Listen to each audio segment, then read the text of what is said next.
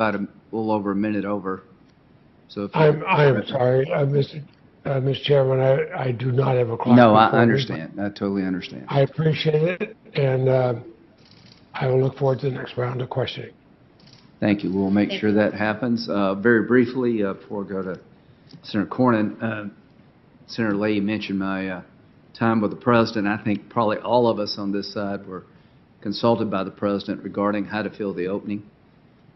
He gave me a small list of names, all women. You were on it. I was enthusiastic about everybody and very enthusiastic about your nomination by the President.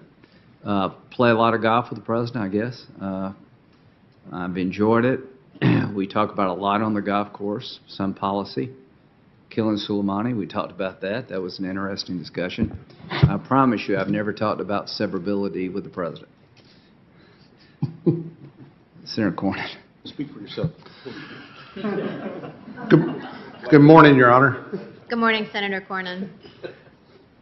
You know, most of us have multiple notebooks and notes and books and things like that in front of us. Can you hold up what you've been referring to in answering our questions? Is there anything on it? That letterhead that says United States Senate. That's impressive. Well, Judge, the best I can understand, the objections to your nomination are not to your qualifications, your experience,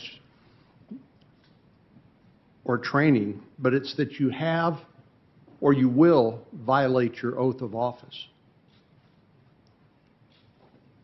I find that terribly insulting.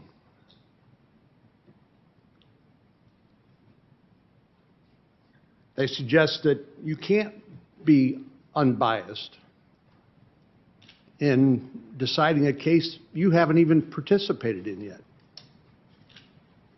I find that insulting as well. You know, maybe almost as pernicious as attacking somebody for their faith and suggesting that that disqualifies them from holding a public office is the attack that's being made on judicial independence, something that Chief Justice Rehnquist, among others, observed the crown jewels of the American Constitution and the American system. But I want to just take a little walk down memory lane here. You know, there are a lot of people who guessed how judges would actually rule on cases, and almost always they've been spectacularly wrong. I was struck by just a couple. Harry Truman said, whenever you put a man, and that he's talking about a man, but a man or woman on the Supreme Court, he ceases to be your friend. He said some more colorful things, too. But Theodore Roosevelt said about Oliver Wendell Holmes, Jr., he said, I could carve out of a banana a judge with more backbone than that. And as I think about people like Harry Blackmun, nominated by Richard Nixon, who wrote Roe versus Wade, as I think about Warren Burger, you know, they were called the Minnesota Twins, and obviously over time they became sort of polar opposites on the court. I think about the attacks on Neil Gorsuch for his unwillingness to make a prior commitment on LGBT issues. He wrote the Bostock case extending Title VII of the Civil Rights Act to gay or transgender individuals. Obviously, those predictions were wrong. And then, since we're talking about the ACA, it's the ACA versus ACB, I guess. Chief Justice Roberts was the one who wrote the opinion upholding the Affordable Care Act, as you know. So I would just say that all of these predictions about how judges under our independent judiciary will make decisions are just pure speculation. But I think they're worse than speculation. I think they're propaganda in order to try to make a political point. So Judge, you're not willing to make a deal. No, Senator Cornyn, I'm not willing to make a deal, not with the committee, not with the president, not with anyone. I'm independent.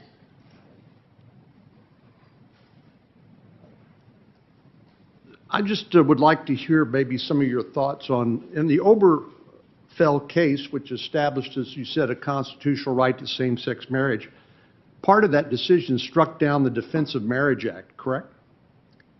Yes, I believe so. That was a bill that Joe Biden voted for? I don't know Well, about that. I do. Okay.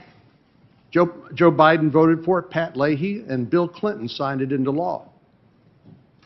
Can you just, I'm not asking you to get into the details, but just sort of differentiate for everybody listening what the approach of a legislator is in voting for a piece of legislation as opposed to the role of a judge in interpreting the constitutionality of a piece of legislation? Are they the same or are they different?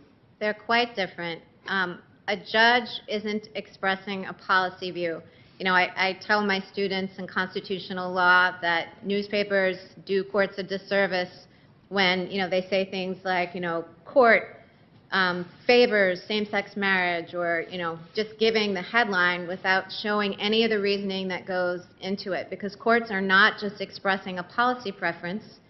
They're digging in, they're looking at the precedent, they're looking at the Constitution, and even when the result cuts against policy preferences, judges are obliged to follow them. I suspect that this body doesn't cast votes that conflict with their policy preferences. Well, that's right. And the difference between us and you is you don't run for election. That's right. You don't run on a platform. You don't say, if I'm confirmed, I'm going to do this or that. You don't do that, do you?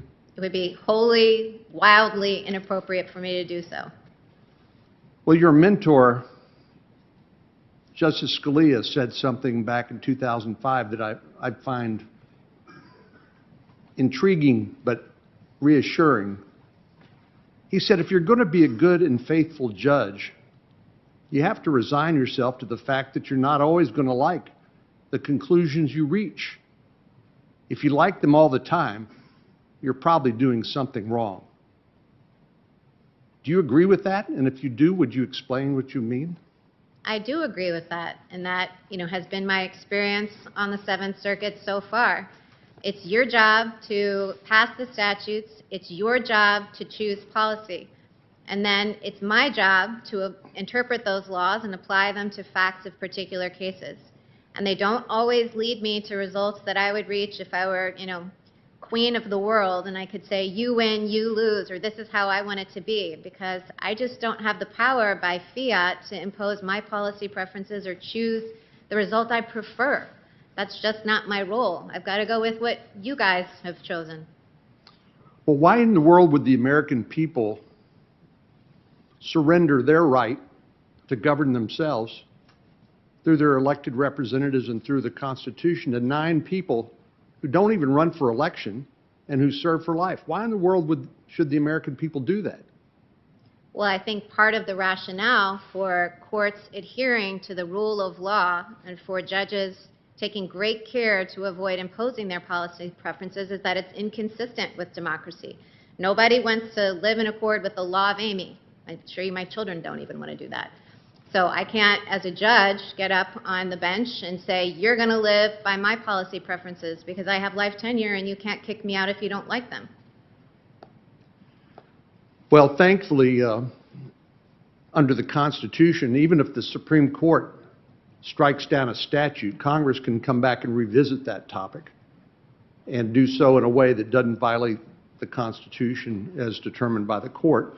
And ultimately, it doesn't happen very often in our history, but ultimately we can amend the Constitution itself, correct? That is correct. So the basis of legitimacy of governmental power is consent of the governed. Do you agree with that? I do agree with that. Not what 9 people in black robes, the high 9 on the Potomac, I think they're sometimes called, the decisions they make. That's not the final word in our form of government, correct? We are a government of laws, not of men. Well, Judge Barrett, I'm almost through, but I can't pass up the opportunity to ask you a question about the Establishment Clause. I did with Justice Kavanaugh and Justice Gorsuch as well. It's born out of my frustration. One of the couple of times I had a chance as Attorney General of Texas to argue before the Supreme Court, I argued in a case called Santa Fe Independent School District versus Doe. This was about a commonplace practice where before football games in Texas, students would volunteer to offer a invocation or an inspirational poem or saying or something like that. The ACLU sued the school district, and obviously it made its way all the way to the Supreme Court. And I'm not going to ask you your opinion on the outcome of the case, but what troubled me the most about that experience is when the Supreme Court struck down or held that practice unconstitutional and in violation of the Establishment Clause. Chief Justice Rehnquist said the Constitution requires neutrality toward religion, but the court's approach speaks of hostility toward religion. Could you just talk a little bit about the Establishment Clause generally, with not in regard to any particular set of facts, but sort of what the courts over time have tried to do to enforce the mandate of the Constitution? Well, Senator Cornyn, when I interviewed for my job with Justice Scalia, he asked what area of the court's precedent that I thought, needed to be better organized or that sort of thing. And off the cuff, I said, well, gosh, the First Amendment. And he said, well, what do you mean? And I fell down a rabbit hole of trying to explain without success, because it is a very complicated area of the law, how one might see one's way through the thicket of balancing the Establishment Clause against the Free Exercise Clause. It's a notoriously difficult area of the law, and to the extent that there is tension in the court's cases, and I'm giving you no better an answer, I assure you, than I did to Justice Scalia that day. It's been something that the court has struggled with, for decades to try to come to a sensible way to apply both of those clauses. Well, I wish you well. Thank you, Senator. Mr. Chairman, I'm going to reserve the rest of my time. Thank you, Senator Cornyn. For planning purposes, if it's okay with the committee, we'll have Senator Durbin and Senator Lee. We'll break for about a half hour for lunch and come back with Senator Whitehouse. Is that okay? Senator Durbin. Are you okay with that? Do you need a break? No, that's fine. Okay.